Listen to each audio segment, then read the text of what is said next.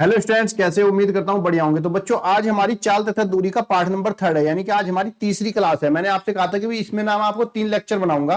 पहला लेक्चर मैंने बेसिक का बनाया था, दूसरा मीडियम क्वेश्चन का, और तीसरा जो टफ क्वेश्चन पेपर में आ सकते हैं वो आज है। तो आप अगर ये तीनों लेक्चर देख लोगे ना, तो आपका चाल तथा दूरी में से कोई पर्सन छोड़ के नहीं आओगे पेपर में। तो चलिए देखते हैं। पहले की तरह मैं आपको बता दूं आज मैं कौन कौन से सवाल कराऊंगा। ये जो आपको डिस्प्ले पर दिखाए दे हैं, ये सारे सवाल हम लोग करेंगे। उससे पहले आप लोग अपने फॉर्मूले को एक बार रिवाइज कर लीजिए, जैसे मैं हर बार कराता हूं। चाल बराबर दूरी बटा समय, समय बराबर दूरी बटा चाल, और दूरी बराबर होता है चाल गुणा समय। अगर किलोमीटर प्रति घंटा को मीटर प्रति सेकंड में बदलना है, तब आपको किलोमीटर प्रति घंटा में 5/18 मीटर प्रति सेकंड से गुणा करना पड़ेगा और वो बदल जाएगा। और मीटर प्रति सेकंड को अगर बदलना है तो 18/5 से गुणा करेंगे। साथ ही साथ 1 किलोमीटर में 1000 मीटर होते हैं, 1 घंटे में 60 मिनट या फिर 3600 सेकंड भी होती है। आज के जो सवाल में ज्यादातर सवाल लगेंगे वो आपके सापेक्ष चाल के लगेंगे। सापेक्ष चाल क्या होती है? जब दो वस्तुएं या दो ऑब्जेक्ट एक ही समान दिशा में चल रहे हो और उन दोनों की चाल को हम तुलना करते हैं, उसको सापेक्ष चाल कहते हैं। या फिर वो विपरीत चाल में चल रही हो। तो अगर वस्तुएं समान दिशा में चलती हैं, वस्तुएं समान दिशा में चलती हैं, तब उनकी चाल का जो अंतर होता है उसी को हम उसकी सापेक्ष चाल कहते हैं। और वस्तु अगर विपरीत दिशा में चलती है तो उनकी जो चाल होता है उसका जो योग होता है वो उनकी टोटल सापेक्ष चाल हो जाती है। जैसे मान लीजिए एक गाड़ी इस तरफ जो है 60 की स्पीड से चल रही है, दूसरी गाड़ी इस तरफ जो है वो 80 की स्पीड से चल रही है। अगर हम पूछें कि इनकी सापेक्ष चाल क्या है, तो अगर इनकी दोनों की दिशा समान है तो हम कहेंगे कि भाई इनकी सापेक्ष चाल 80 - 60 बराबर कितनी है? 20 किलोमीटर प्रति घंटा है। तो इसी प्रकार से अगर ये विपरीत दिशा में चलती, एक इधर और एक इधर, तो इन दोनों की चाल आपस में जुड़ जाती है। ये हमारी सापेक्ष चाल होती है। उसके बाद हमें जानना है औसत चाल। औसत चाल बराबर होता है बच्चों कुल दूरी बटा कुल समय। यानी कि जो भी हमने दूरी को तय किया और उस दूरी को तय करने में जो भी हमारा समय लगा, अगर हम उससे उसको भाग कर देते हैं तो हमारी औसत चाल आ जाती है। आज के सवाल इसी पर ज्यादातर आधारित है। उसके बाद आपकी एक शॉर्ट ट्रिक भी है। अगर कोई व्यक्ति एक समान दूरी को पहले 1 किलोमीटर प्रति घंटा चलता है और फिर इसी दूरी को 2 किलोमीटर प्रति घंटा की दूरी से तय करता है, तब उसकी जो औसत चाल होती है वो 2ab, यानी कि दोनों की चाल के गुणा का दुगना और बटे में दोनों की चाल का योग जो होता है वही उसकी औसत चाल होती है। तो ये तो बच्चों हमारे इंपॉर्टेंट फॉर्मूले, इनको अच्छे से आप लोग कर लेना। चलिए अब शुरू करते हैं अपने क्वेश्चन। और बच्चों ईमानदारी से मेहनत करोगे तो 100% सिलेक्शन होगा, ये मेरी गारंटी है। कुछ चीज नहीं आती तो कमेंट बॉक्स में पूछिए। मेरा व्हाट्सएप नंबर नीचे चल रहा है, कोई क्वेश्चन नहीं आ रहा है तो मेरे व्हाट्सएप पे भेज दीजिए, मैं संडे को लाइव क्लास करता हूं।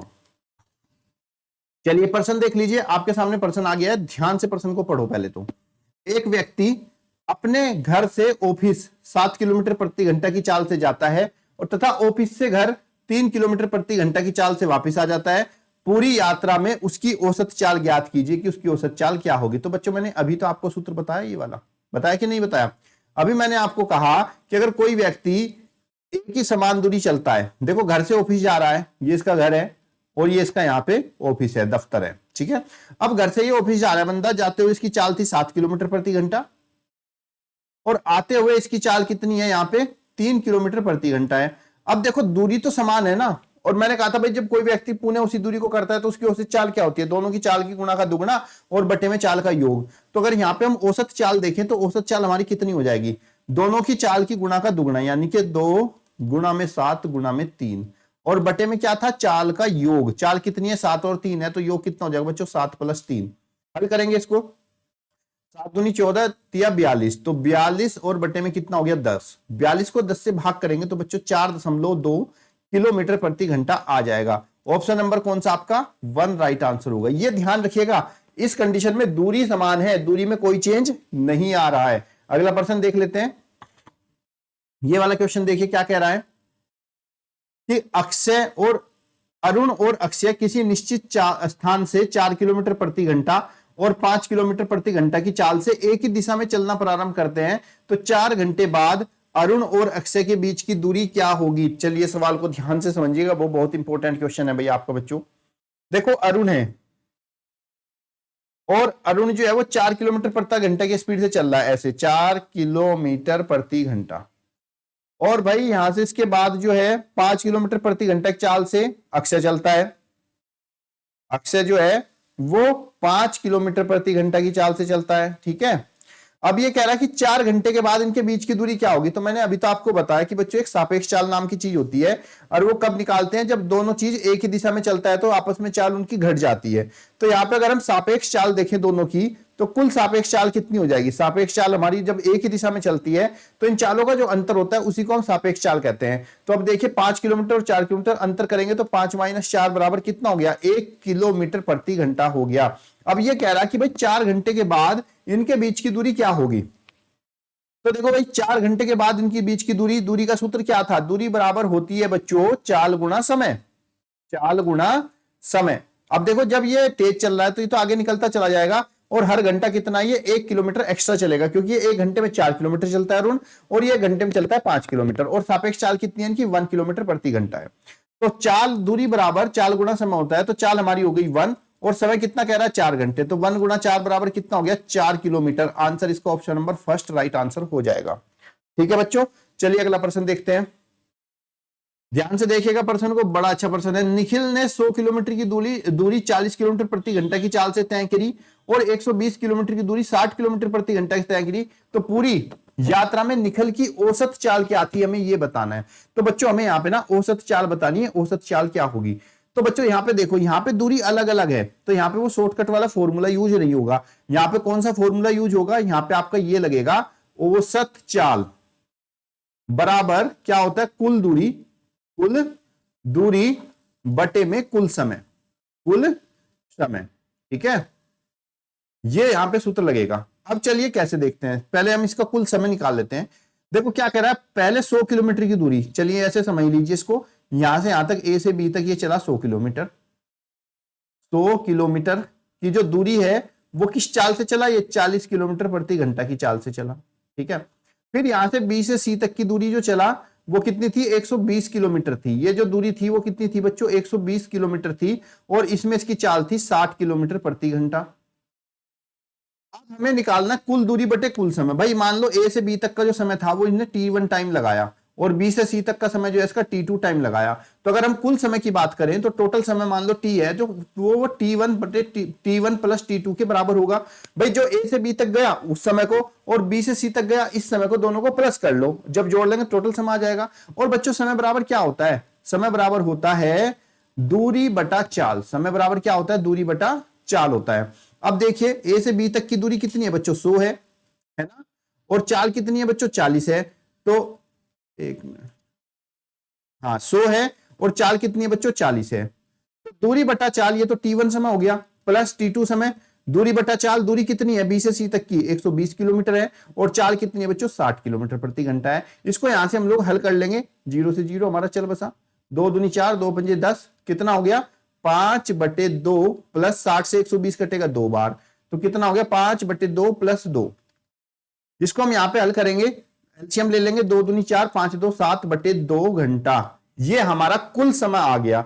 अब बात करें कुल दूरी की, कुल दूरी, अब कुल दूरी कितनी है बच्चों, देखो कुल दूरी हम क्या लेंगे, ए से लेकर सी तक लेंगे, जितना टोटल चला। तो कुल दूरी हमारी 100 किलोमीटर, प्लस में कितना 120 किलोमीटर, तो कुल दूरी हो गई बच्चों हमारी 220 किलोमीटर। ये हमारी कुल दूरी हो गई। अब औसत चाल पूछा है, तो औसत चाल का सूत्र क्या था बच्चों, कुल दूरी बटे में कुल समय।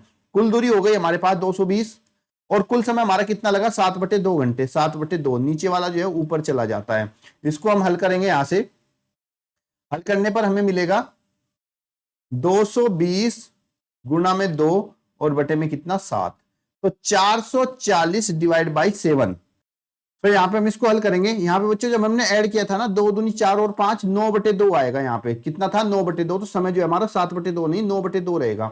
तो यहाँ पे 2 तो चला जाएगा ऊपर, 9 बचेगा। 440 को 9 से भाग करेंगे तो ये कितना आएगा 48.89 किलोमीटर प्रति घंटा। जब हम इसको भाग करेंगे तो 48.89 दशमलव आ जाएगा। ऑप्शन नंबर 3 आपका राइट आंसर आ जाएगा। ध्यान रहेगा जब भी हम औसत दूरी निकालेंगे तो कुल दूरी बटा कुल समय हमें करना होगा। चलिए अगला प्रश्न देख लेते हैं। और उसको प्रश्न देखने से पहले अगर आप लोग बहुत ही सीरियस होकर तैयारी कर रहे हो और चाहते हो कि भाई इसी साल आपका नंबर आ जाए नवोदय में कैसे भी करके, तो आप जो तैयारी करोगे ना बच्चों, इस बुक से कर लेना। चक्षु प्रकाशन की बुक है जवाहर नवोदय विद्यालय की, और ये बेस्ट बुक है क्योंकि नवोदय विद्यालय समिति द्वारा ही संचालित है किताब। और इसमें जो है आपको 2500 बहुविकल्प, 6 प्रैक्टिस सेट और 10 सोल पेपर आएंगे। 2014 से लेकर 2023 तक के सारे हैं। और इन पेपर से आपको ये हेल्प मिलेगी भाई किस तरह का पेपर आता है, आपके दिमाग माइंड जो है पहले ही सेट हो चुका होगा कि हमें ये प्रश्न वहां पे जाके करने हैं। और साथ ही साथ ये करके तैयार, उसके बाद आप इसका प्रैक्टिस सेट लगा लेना, 100% आपका सिलेक्शन होगा, कोई नहीं रोक सकता। बुक कहां से मिलेगी? बुक सेलर से ले लो, या फिर ऑनलाइन अगर आपको लेनी है तो लिंक दिया गया डिस्क्रिप्शन में, वहां से जाके इसको खरीद लेना, 100% सिलेक्शन होगा। अगला प्रश्न देखिए क्या कह रहा है, इंपॉर्टेंट सवाल है ये भी। 180 मीटर लंबे तथा 160 मीटर चौड़े मैदान के चारों ओर चक्कर लगाने में एक लड़के को कितना समय लगेगा, हमें ये बताना है भाई, कितना समय लगेगा लड़के को। चलिए देखते हैं। अब सबसे पहले हम इसको समझते हैं सवाल को। देखो यहाँ पे एक मैदान है, इस तरह का मैदान है ये, और ये मैदान ना 180 मीटर तो लंबा है और 160 मीटर चौड़ा है। अब देखो कोई भी मैदान होता है अगर आयताकार है तो उसका एक चक्कर लगाने में जो दूरी लगेगी वो उसके परिमाप के बराबर होती है।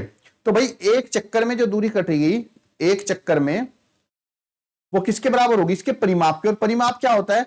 परिमाप होता है इसका 2 गुना लंबाई प्लस चौड़ाई, ये इसका परिमाप होता है। तो 2 गुना लंबाई कितनी है? 180 और चौड़ाई है 160। चलिए इसको हल कर लेते हैं यहाँ पे। तो कितना हो जाएगा? 2 गुना जोड़ देते हैं 0, 8 6 14 और 1 1 2 1 3 340। इसको 2 से गुणा करेंगे तो ये हो जाएगा 680 मीटर। एक चक्कर में जो दूरी तय होगी वो 680 मीटर होगी। और ये जो इसका लड़का है 4 चक्कर लगाता है, तो भाई 4 चक्कर में लगी दूरी, 4 चक्कर में तय की गई दूरी कितनी हो जाएगी? 680 एक चक्कर में थी, 4 से इसको गुणा कर लेंगे। 4 0 0, 4 8 32, 4 6 24 और 3 27, 2720 मीटर हो जाएगी दूरी 4 चक्कर में। अब इसको मैं अगर किलोमीटर में बदलूं तो मीटर को किलोमीटर में बदलने के लिए बच्चों 1000 से हम क्या करते हैं? भाग कर देते हैं। तो कुल मिला के ये हो जाएगी 2.72 किलोमीटर। ये हमारे पास जो है इसकी कुल दूरी आ चुकी है। अब हमसे पूछा गया कितना समय लगेगा अगर 4 8 किलोमीटर प्रति घंटा हो। तो बच्चों समय बराबर क्या होता है? समय बराबर होता है आपका दूरी बटा चाल। समय बराबर क्या होता है? दूरी बटा चाल। तो दूरी कितनी है? दूरी है 2.72 किलोमीटर और चाल कितनी है प्यारे बच्चों? 8 किलोमीटर प्रति घंटा। इसको हम हल करेंगे यहां से, 2.72 बटे में 8 है। अब देखो यहां से दशमलव हटाएंगे, 2 के बाद है तो नीचे की तरफ 2 जीरो लग जाएगी। अब इसको यहां से हल करते हैं। 4 से काट दो, 4 दूनी 8, 0 0, 4 6 24, 4 8 32। ठीक है, फिर 4 से हो जाएगा 4 पंजे 20, 0, 4 कम 4 बचे 2, 4 सते 28। कितना हो गया? 17/50, 17/50 घंटे। लेकिन यहाँ पे कहीं घंटे में दिया ही नहीं हुआ है, यहाँ तो मिनट और सेकंड में है। तो ये जो हमें घंटे में आया है हमारा, इसको हम मिनट और सेकंड में बदल लेते हैं। 17/50 घंटे हैं, 1 घंटे में होती है बच्चों 60 मिनट, तो गुणा 60 कर लेंगे यहाँ पे।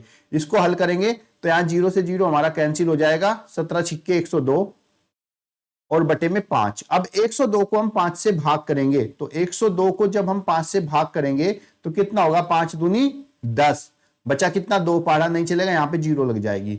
तो कितना हो गया भाई? 20 मिनट। और ये क्या है? 2/5। 20 सही 2/5 आएगा क्योंकि 2 यहाँ और 5 ये बटे में, तो उसको सेकंड में बदल लेंगे, 60 से कर देंगे 5, 12 पंजे 60, 12 दूनी 24। तो कितना होगा? 20 मिनट और 24 सेकंड। सही आंसर आपका ऑप्शन नंबर 4 आएगा। ये ध्यान रखना है आपको किस तरीके से मैंने चेंज किया, इस चीज को आप बहुत अच्छे से अपनी कॉपी पेंसिल लेके कर लेना। अगला प्रश्न देखिए, 2 रेलगाड़ी समान दिशा में 180 किलोमीटर प्रति घंटा और 160 किलोमीटर प्रति घंटा की चाल से गतिमान है, उनकी सापेक्ष चाल क्या होगी आपको ये बताना है। तो बच्चों सापेक्ष चाल के बारे में मैंने आपको सबसे शुरू में बताया था। क्या बताया था सापेक्ष चाल के बारे में? कि जब कोई भी समान दिशा में चलती हैं गाड़ियां, रेलगाड़ी हो, कोई आदमी हो, कुछ भी हो, तो उनकी सापेक्ष चाल हमेशा उनका अंतर होता है जो उनकी चाल होती है। तो एक की चाल है 180 और दूसरी की 160, समान दिशा में होती है तो वो आपस में घट जाती है, ये ध्यान रखना है। तो 180 माइनस 160 कितना हो गया? 20 किलोमीटर प्रति घंटा। सापेक्ष चाल आपका ऑप्शन नंबर फर्स्ट होगा। ठीक है, अगला देखिए, इसमें भी देखिए ध्यान से। अब आपकी जो रेलगाड़ी है वो विपरीत दिशाओं में चल रही है, पहली समान में थी, अब रेलगाड़ी कहां चल रही है भाई? विपरीत दिशा में चल रही है। तो विपरीत दिशा में मैंने क्या बताया था? विपरीत दिशा में आपकी जो सापेक्ष चाल होती है वो आपस में जुड़ जाती है। तो 120 प्लस 100 बराबर कितना हो गया? 220 किलोमीटर प्रति घंटा। ये आपकी सापेक्ष चाल हो जाएगी, option number second right answer हो जाएगा। ठीक है बच्चों, तो इसी तरह के सवाल आपके पेपर में बार बार आपसे पूछे जाएंगे। इन सवाल को आप बहुत अच्छे से तैयार कर लेना। ये वो सवाल है जो लगातार आपके पेपर में पूछे जाते हैं। और ये आज का टफ लेवल था, मुझे उम्मीद है आप लोगों को समझ में आ गया होगा। अगर कोई चीज समझ में नहीं आ रही है तो भाई कमेंट बॉक्स में मुझे बता दीजिए। मेरा नंबर चल रहा है व्हाट्सएप पे, वहां पे आप कांटेक्ट करिए, अपना सवाल मेरे व्हाट्सएप पे भेजिए। जैसे ही मैं फ्री होता हूं आपको वीडियो बना के दूंगा, या फिर अगर हम संडे में आते हैं ऑनलाइन तो आपको फिर प्रॉब्लम ऑनलाइन आपके साथ डिस्कस करके हल कर दी जाएगी। ठीक है, चैनल को सब्सक्राइब कर लेना और वीडियो को शेयर जरूर कर लेना। धन्यवाद। जय हिंद, जय भारत।